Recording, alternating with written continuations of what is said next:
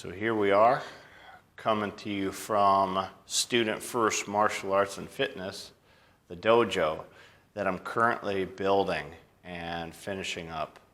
Now, obviously, as you could tell, the metal building portion, the skeleton, the outside, whatever you want to refer to it as, has been built. But I'm in the process of insulating the roof, and I just bought some wood to do the flooring for the raised floor system here because I am doing judo. I am a second-degree black belt in judo, and I plan on teaching judo as the art. So what's the purpose of this video? I want to encourage people to go after their dreams. I want people to realize taking the jump, the leap of faith, the chance, no matter how nervous or unsure or unqualified you might think that you are, you need to go ahead and take that chance. Now, obviously, there are certain stipulations, such as the monetary investment, right? So, and I'm not necessarily talking about spending $500,000 to open a facility. I mean, if you have the money to do it or you're willing to take the financial risk, obviously do so because you never know. But I also want people to be wary about doing something like that because, especially if you're investing all your savings and you're putting 100% into it, man, it's just so risky. Me, on the other hand, what I did was I built a 1,200 square foot dojo in my front yard, and I used a HELOC loan to get the money for this. So the amount of money I borrowed wasn't too much, and I'm able to pay that back slowly with a decently low interest rate. But you know, it couldn't even necessarily be a monetary investment of what I'm talking about. So let's say that you see an opening for your dream job at a company that's gigantic, and you try to debate this within your own head of, am I qualified? Do I have enough experience? Am I going to fit right? Am I going to have a good interview? There's always these ways that we could talk ourselves out of these situations. I say go for it. Put in your application. Apply for the job. Maybe you will get that interview.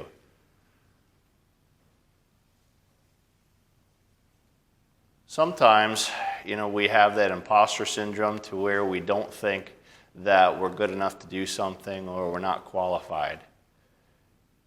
You, in your own current situation, if you decide to apply for that job and they say no or they don't get back to you, you're in the same spot that you were before. You've lost nothing except taking this chance, this risk.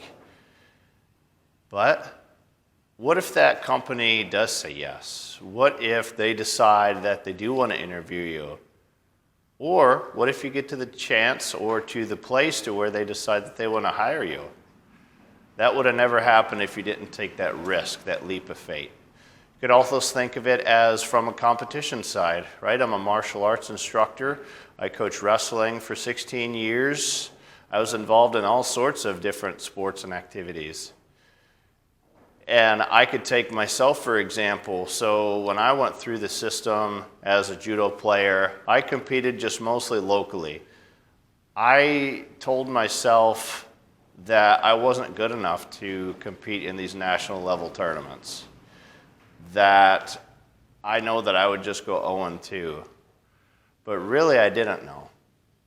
I could have went to some of these high-level national tournaments and maybe got a win, maybe even medaled. But I never took the chance. But what I did do was compete in the state championship, which again, I was there and I was thinking, am I good enough for this? Am I skilled enough? What's going to happen here? And lo and behold, I ended up getting runner-up. And then I got runner-up again. So I was in the finals of the state championships for judo 2 different times. And again, I would have never known how I would have done unless I took that chance. Now thinking back, I'm sure my sensei and my fellow judoka, encouraged me to do so. So it's always nice when you have other people around you that are motivating you. But I decided to take that leap of faith, that chance. And like I said, I got runner-up twice. So it's like, wow.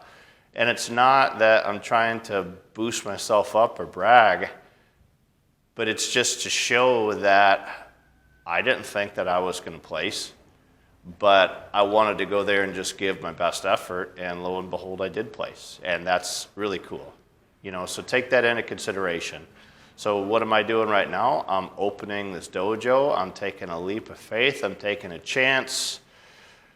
And I'm hoping, obviously, that it works out really well and that people want to come to the dojo and people want to learn and people want to let me be their teacher, their sensei.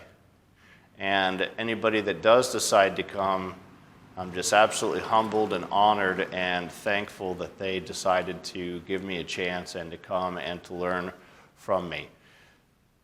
Another thing, I do a traveling martial art business to where I go around to different dojos, and I mostly teach judo for jiu-jitsu. And again, I don't have these big accolades or anything, but I really felt like I have some perspective on the takedown aspect that translates well to jiu-jitsu. Even though, again, I wasn't a jiu-jitsu competitor necessarily, I was a judo competitor, but I had been involved in jiu-jitsu for a few years. Ended up getting my blue belt, which was cool and a big honor. And thank you to Diego and Davis for believing that I was ready, even though at times I still don't feel like I'm ready for that, but I'm happy that they saw it, and I have to trust in them because they are my professors. So, with the traveling business, I went around and taught mostly judo for jiu-jitsu at different judo or different jiu-jitsu clubs throughout North and South Carolina, and actually outside of the state as well. But I just didn't know if anybody would be interested at all. And with that original, however many emails it might have been, 50 emails, I did get 5 or 6 people that wanted me to come out. And I was just like, wow. I was kind of shocked. I felt, again, just very humbled.